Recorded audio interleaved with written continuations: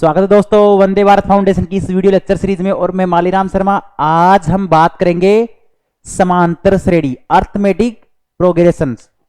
समांतर श्रेणी की बात करेंगे। ये क्या होती है?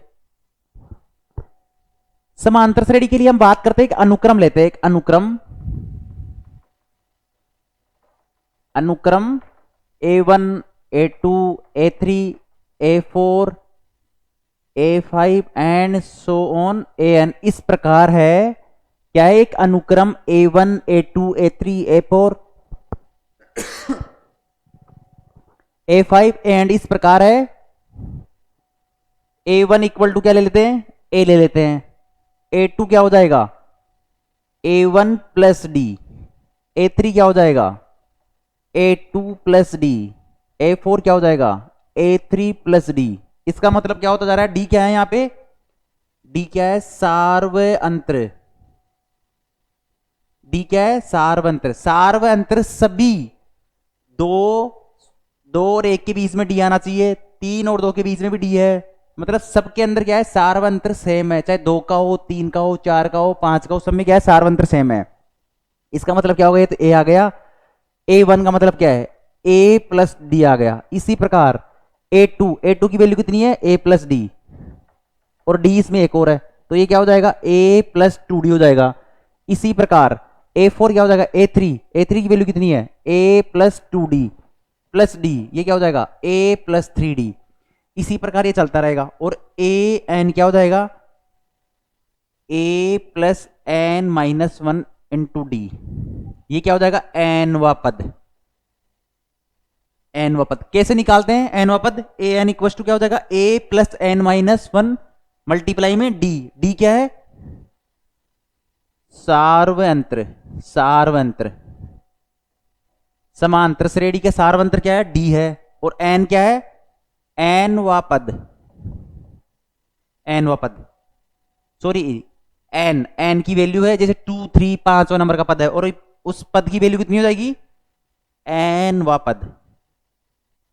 एनवा पद क्या हो जाएगा? AN इक्वल क्या हो जाएगा? A plus N minus 1 multiply D. कैसे निकाला हमने? देखो यहां पे A1 क्या हो गया? फर्स्ट पद हो गया A1 plus D, A plus 2D A plus 3D।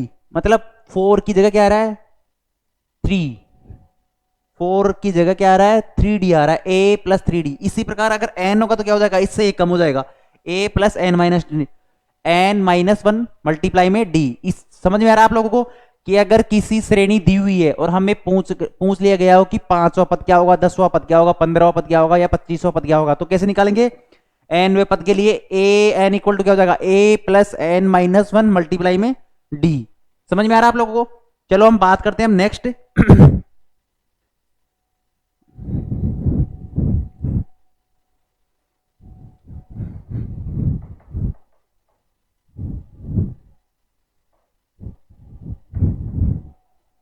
इसको हम ऐसे भी लिख सकते हैं, AN प्लस 1 क्या हो जाएगा? AN plus D.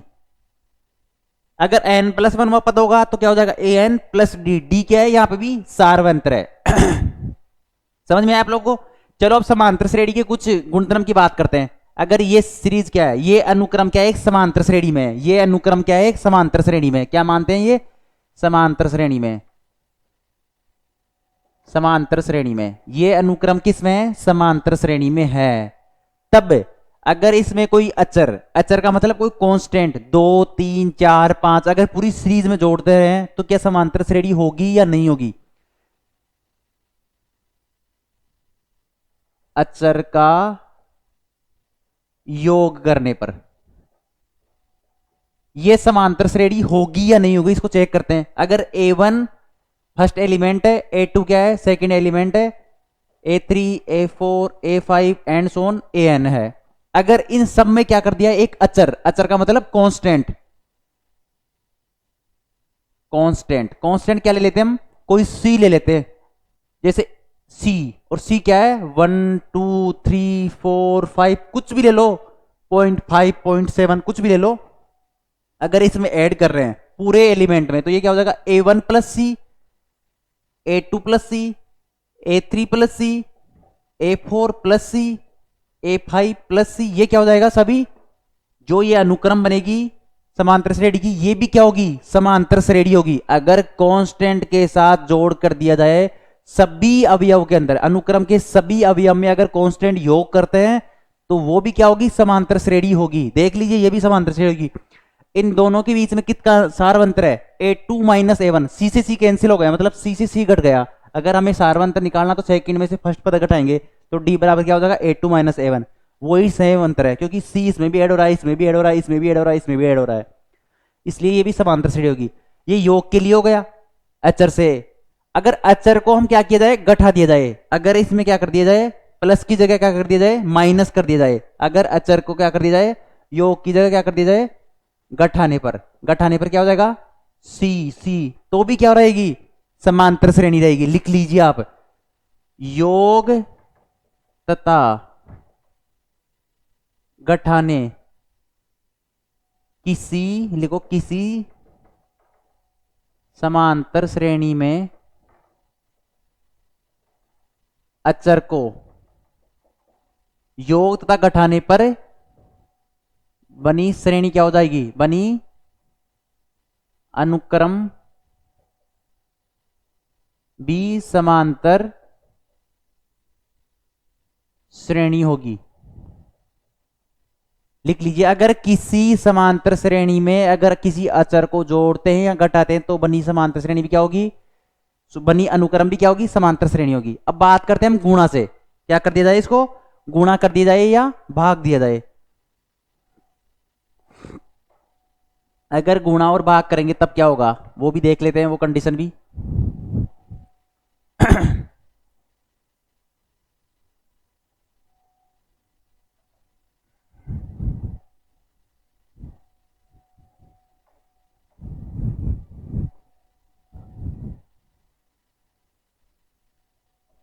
गुणा तथा भाग की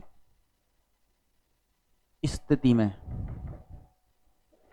अगर किसी समांतर श्रेणी को किसी कांस्टेंट अचर से क्या करते हैं, गुणा, अचर से, ये भी लिख लीजिए, अचर का मतलब क्या हो जाएगा, कांस्टेंट। कांस्टेंट मतलब 1, 2, 0.5, 0.7, ये क्या हो जाएगा, एक अचर संख्या है। अगर किसी समांतर श्रेणी को किसी अचर से गुणा करते हैं तो क्या हो जाएगा, जैसे A1 ये अनुक्रम है, A2, A3, A4, A5 and so on AN, ठीक है। अगर किसी को इसके C से गुणा करते हैं तो CA1 हो जाएगा, CA2, CA3, CA4, CAN, तब भी ये क्या होगी, एक वही समांतर श्रेणी रहेगी। क्या होगी, ये भी समांतर श्रेणी होगी। गुणोत्तर, सॉरी, गुणा करने पर तब भी समांतर श्रेणी होगी। अगर हम भाग देते हैं, किसी सी से भाग देते हैं, A2/C, A3/C, A4/C, A5/C, A6/C and so on AN/C, तब भी ये क्या हो जाएगा। अब इन दोनों का क्या डिफरेंस हो जाएगा, CA2 माइनस CA1, तो ये क्या हो जाएगा, C दोनों में समान है, ये क्या हो जाएगा, CA2 माइनस A1 सारवंत्र, पहले हमने निकाला था, इसका सारवंत्र क्या हो जाएगा दोनों का, D, तो हम निकाल देंगे D बराबर क्या है, A2 माइनस A1, अगर दो का निकालना तो ये क्या हो जाएगा, C मल्टीप्लाई D, और C मल्टीप्लाई D ये भी कुछ एक कांस्टेंट सा ही है। अगर हम इन दोनों का निकालना चाहे, इन दोनों के लिए भी तो क्या आ रहा है, D आ रहा है, इन दोनों के लिए भी D आ रहा है, अब इनके लिए क्या हो जाएगा, C मल्टीप्लाई D, ये भी CD, इसका मतलब क्या आ रहा है, सब में सेम सारवंत्र आ रहा है, तो ये भी क्या हो जाएगी, गुणा के अंदर भी क्या होगा और भाग के अंदर भी क्या होगा, समांतर श्रेणी ही रहेगी। अगर किसी समांतर श्रेणी को किसी अचर से गुणा करते हैं, किसी अचर से या भाग लगाते हैं, तब भी क्या बनेगी, समांतर श्रेणी बनेगी। अगर जोड़ते हैं तब भी बनेगी और घटाते हैं तब भी बनेगी, मतलब चारों कंडीशन में, जोड़ घटाने की कंडीशन में, गुणा करने की कंडीशन में और भाग करने की कंडीशन में क्या होती है, वापस समांतर श्रेणी ही बनती है। ठीक है, ये बात समझ में आई आपको। चलो अब हम बात करते हैं, एक दो एग्जाम्पल कर लेते हैं। लेकिन हमें कोई समांतर श्रेणी दी हुई है तो उसका योग क्या होता है, योग कैसे निकालेंगे, AN पद तो हमने निकाल लिया था, क्या होता है AN, A plus N-1 multiply में D,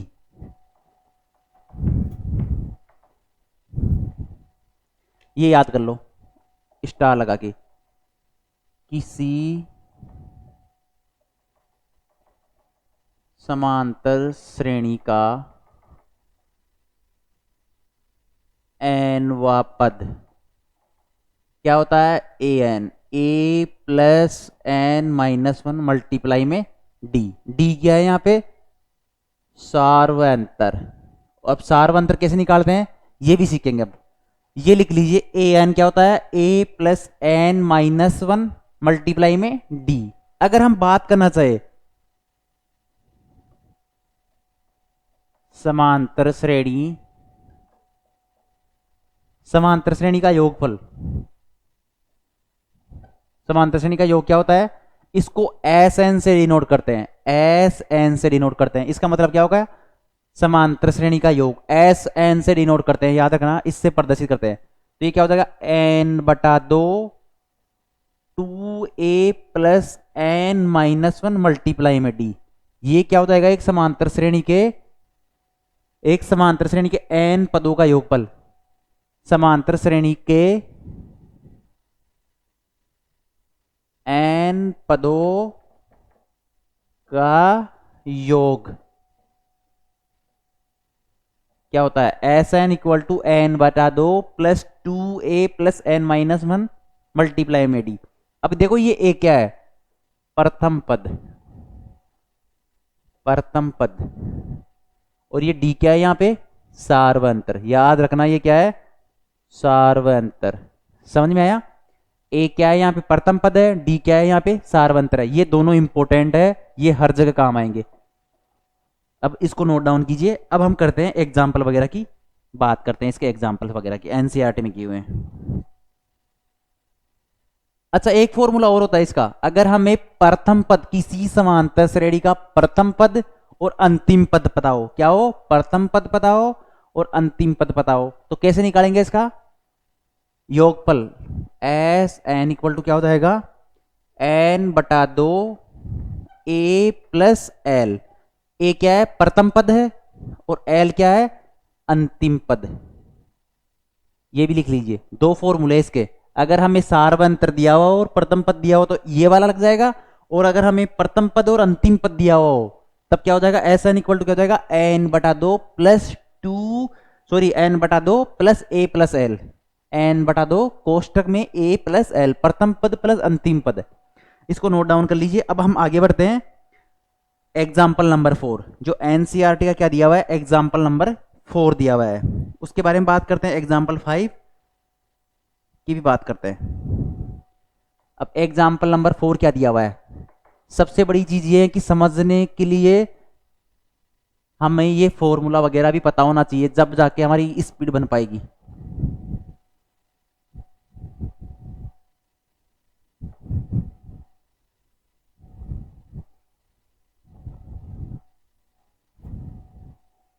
उदाहरण नंबर 4 की बात करते हैं।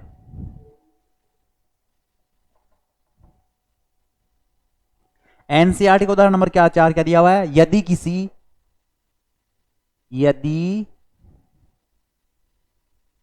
किसी समांतर श्रेणी का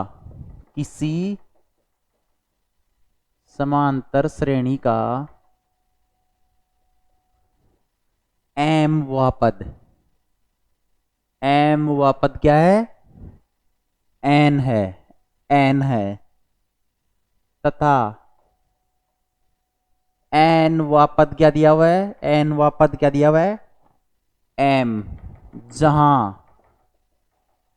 m किसके बराबर नहीं है, n के बराबर नहीं है हो तो p वा पद ज्ञात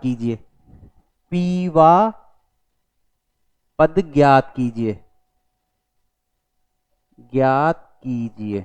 कैसे निकालेंगे, अब देखो ये आसान सी प्रॉब्लम है, कैसे निकालोगे, अगर किसी समांतर श्रेणी का m वा पद n है और n वा पद क्या दिया हुआ है, n दिया हुआ है, तो इसका p वा पद कैसे निकालेंगे। अब देखो हमने पहले देखा था, अगर n वा पद क्या होता है,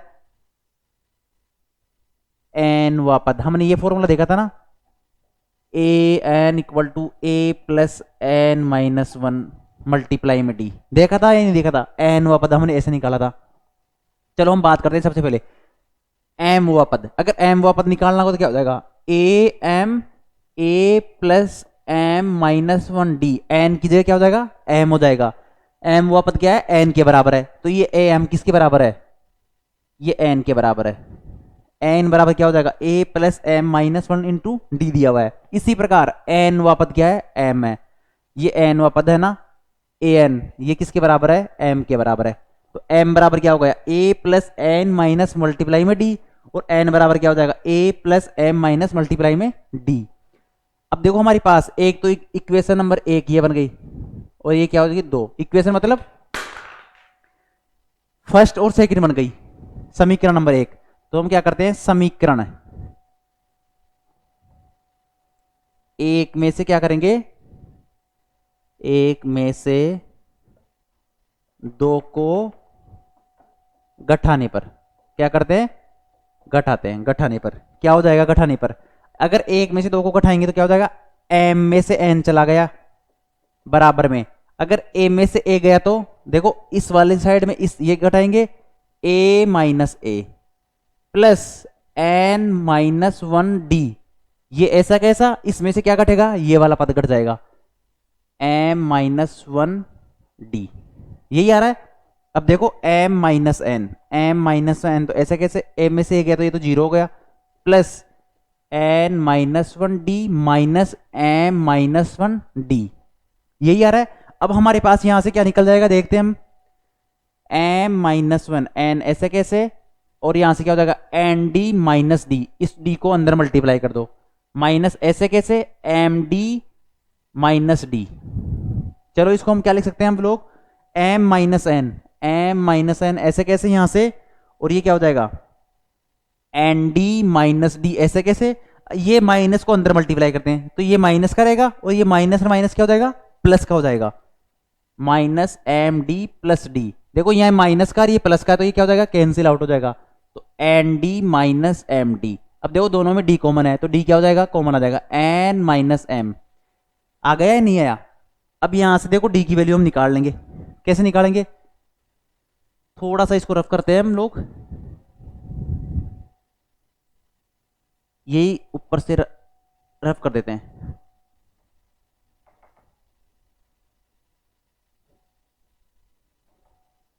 अब देखो यहां से m minus n, m minus n ऐसे कैसे, डी भी ऐसे कैसे, लेकिन अगर m को पहले लिखते हैं n को बाद में लिखते हैं तो माइनस कॉमन लेना पड़ेगा, तो लिख सकते हैं m माइनस एन।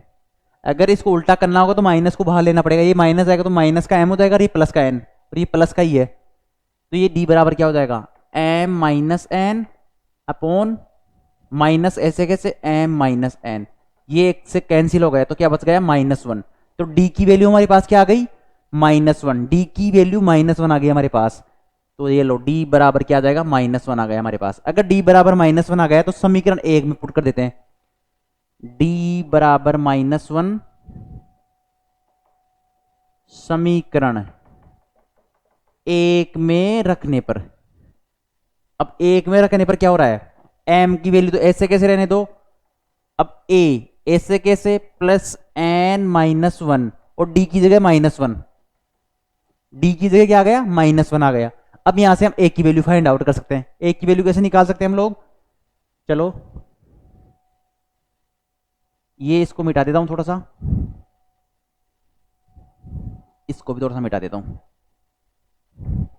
ये लो कितना आसान सा है। अब हमारे पास ये आ गया, तो m बराबर a प्लस माइनस वन को मल्टीप्लाई इससे करो तो माइनस एन, इससे करेंगे तो क्या हो जाएगा, प्लस का क्या हो जाएगा, प्लस का वन हो जाएगा।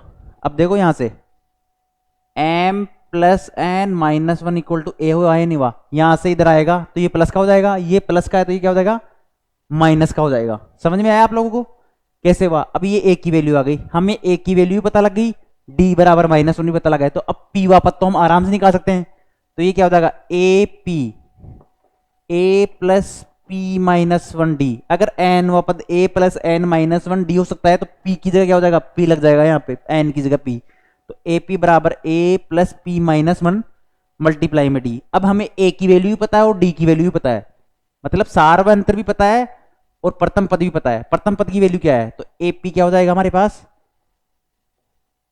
ए की जगह m plus N minus one plus p minus one और डी की जगह क्या है माइनस वन, ऊपर से देखो ऊपर लिखा हुआ है माइनस वन, तो हमारे पास क्या हो जाएगा a p m plus N minus one. अब इस माइनस को इससे मल्टीप्लाई करो तो ये क्या हो जाएगा माइनस का p प्लस का वन, अभी इससे ये कैंसिल आउट हो गया, तो ए पी बराबर क्या हो जाएगा m plus N minus p, ये p वा पद आ गया, ये क्या आ जाएगा p वा पद हमारे पास आ गया। कितना आसान सा था, कुछ भी टफ नहीं है इसमें, बस ट्यूशन के अकॉर्डिंग चलता रहना है। ए एन बराबर क्या होता है एन वा पद, ए प्लस एन माइनस मल्टीप्लाई में डी। धन्यवाद वंदे भारत फाउंडेशन के साथ जुड़े रहने के लिए। अब हम नेक्स्ट लेक्चर में बात करेंगे इसके 6-7 एग्जाम्पल और एनसीईआरटी की 9.2 प्रश्नावली के बारे में बात करेंगे। धन्यवाद, नेक्स्ट लेक्चर में फिर मिलेंगे।